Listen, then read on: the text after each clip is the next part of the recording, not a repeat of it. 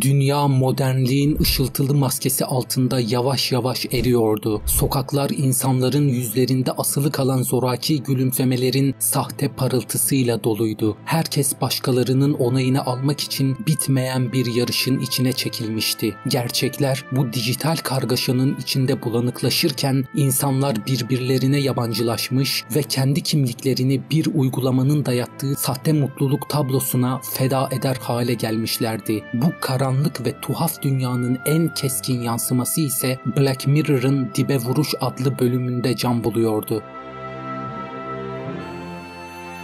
Dibe vuruş her hareketin, her sözün bir değerlendirme nesnesi haline geldiği bir dünyayı anlatıyordu. Lacey bu dünyada daha yüksek bir puana ulaşmak için sürekli bir çaba içerisindeydi. Her gülümseme, her selam birer stratejiye dönüşmüştü. Onun hikayesi her ne kadar geleceğe dönük bir hikaye olsa da milyonlarca insanın her gün sosyal medya platformlarında yaşadığı bir mücadeleyi de simgeliyordu. Puanlar sadece dijital birer sayı değil, aynı zamanda toplumsal statünün, sosyal ilişkilerin ve en nihayetinde bireylerin hayatlarının belirleyicisi olmuştu. Bu distopik dünya aslında geleceğe ışık tutan ve bugünün gerçekliğinin abartılmış bir tasviriydi. İnsanlar beğenilme ve onaylanma arzusu içinde kendi varoluşlarını tanımlamaya çalışıyorlardı. Bu puanlama sistemi aslında Çin'de uygulanan sosyal kredi sistemine bir göndermeydi. Çin'in sosyal kredi sistemi bireylerin davranışlarını, finansal geçmişlerini ve sosyal ilişkilerini değerlendiriyor, bu değerlendirmelere göre haklar ve kısıtlamalar getiriyordu. Yüksek puanlar daha iyi iş fırsatları, düşük faizli krediler ve sosyal ayrıcalıklar anlamına gelirken düşük puanlar seyahat kısıtlamaları, düşük kaliteli hizmetler ve toplumsal dışlanmayı beraberinde getiriyordu. Yani aslında Çin'de hayata geçirilen sosyal kredi sistemi Dibe Vuruş bölümünden bir adım öteye gitmişti ve tüm vatandaşlarını birbirleri tarafından değil, bizzat devlet tarafından puanlandırmaktaydı. Lacey hayatını bu puanlara endekslemiş bir şekilde yaşıyordu. Çalıştığı Hadikr şirketi de aslında bu sistemin bir yansımasıydı. Hadikr ayrı ayrı yazıldığı zaman başlık göstergesi ve saçma sapan gibi anlamlara sahip bir kelime gibi görünse de aslında kelime oyunu yapılmıştı. Bu kelime ayrı ayrı yazılan bir kelime değil, bütün bir kelimeydi ve bu kelimenin tam anlamı ahmak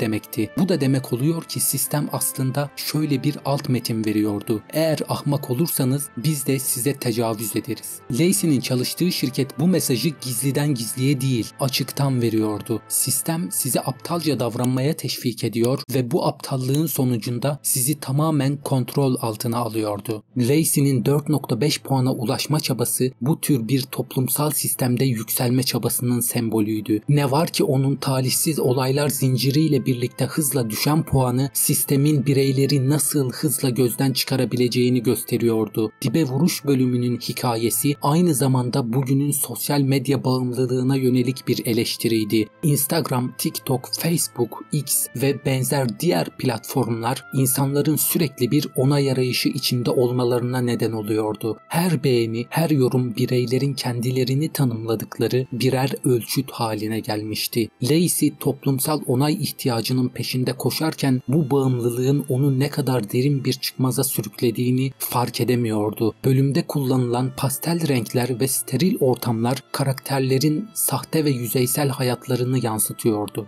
Bu dünyada her şey mükemmel görünmek zorundaydı. Ancak bu mükemmeliyetin ardında kırılgan bir yapı vardı. Lacey'nin puanları düştükçe çevresindeki dünyada giderek daha kaotik ve karanlık bir hale bürünüyordu. Bu karakterin içsel çöküşünü ve toplumun yüzeyselliğini vurgulayan güçlü bir anlatı unsuru olarak karşımıza çıkıyordu. İnsan ilişkileri bir uygulamadaki puanların gölgesinde tamamen çıkar ilişkilerine dönüşmüştü. Telefonlar adeta bireylerin hayatlarının bir uzantısı haline gelmişti. Sanal dünyada yaşanan her şey gerçek dünyada derin izler bırakıyordu. Lacey'nin arabasıyla yaşadığı arıza ve sonrasında karşılaştığı talihsizlikler uygulamadaki puanlarının düşmesinin günlük yaşam üzerindeki somut etkilerini simgeliyordu. Renk paletini yansıttıklarının yanı sıra Lacey'nin sürekli gülümseyen ama giderek zorlanan yüz ifadeleri sosyal medyanın dayattığı sürekli mutluluk arayışının bir eleştirisiydi. Lacey'nin Naomi'nin düğününe giderken karşılaştığı insanların yüz ifadeleri ve davranışları da toplumsal baskının ve yapmacıklığın bir yansıması olarak karşımıza çıkıyordu.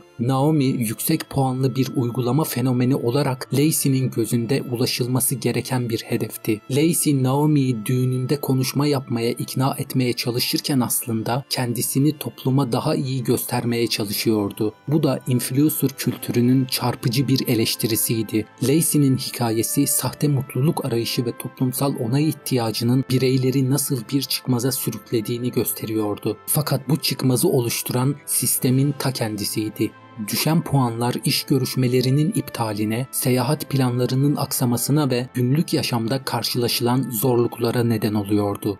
Bölümün sonunda Lacey hapse atılıyor ve orada özgür olduğunu hissediyordu. Fakat aynı zamanda sistem onu delirtmişti. Diğer yandan gerçek hapishane herkesin hapsedildiği sahte dünyaydı. Yani mutlak kontrol isteyen bu sistem insanları zihin hapishanelerinde çoktan delirtmiş ve köşeye sıkıştırmıştı. Böylece kontrol edilmesi kolay toplumlar inşa etmişti. Bölümdeki uygulama üzerinden puanlama sistemi sadece Çin'de değil, tüm dünyada uygulanabilir miydi? Teknolojik gelişmelere bakıldığında bu tür bir sistemin global düzeyde benimsenmesi pek de uzak bir ihtimal değildi. Sosyal medyanın hayatımıza daha fazla entegre olması, kişisel verilerin yaygın olarak toplanması ve işlenmesi bu tür bir puanlama sisteminin temel taşlarını oluşturuyordu. Ancak böyle bir sistemin hayata geçmesi ciddi ahlaki ve toplumsal sorunları da beraberinde getirebilirdi. İnsanların sürekli olarak bir uygulama üzerindeki puanlara göre yargılanması, kişisel özgürlüklerin kısıtlanmasına ve toplumsal baskının artmasına yol açabilirdi. Ayrıca bu tür bir sistemin kötüye kullanılması ve bireylerin mahremiyetinin ihlal edilmesi riski de vardı. Yüz tanıma teknolojileri, büyük veri analizi ve makine öğrenimi gibi teknolojiler bireylerin sürekli olarak izlenmesini ve puanlanmasını mümkün kılabilirdi.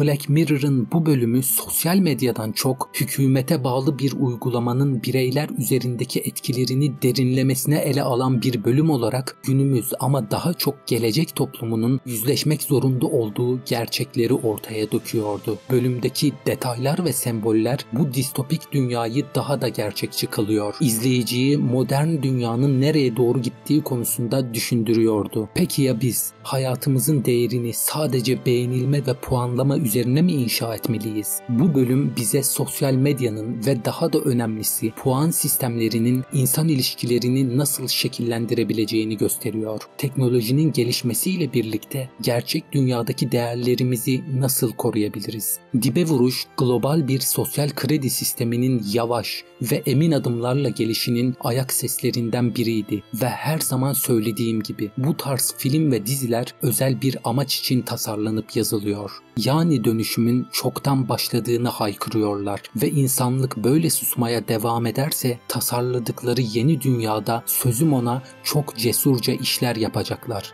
Geleni görüyor musun? Geleni görüyor musun? Cesur yeni dünyayı. Eğer siz de bu bölüm hakkında düşüncelerinizi paylaşmak isterseniz yorumlar kısmına yazmayı unutmayın.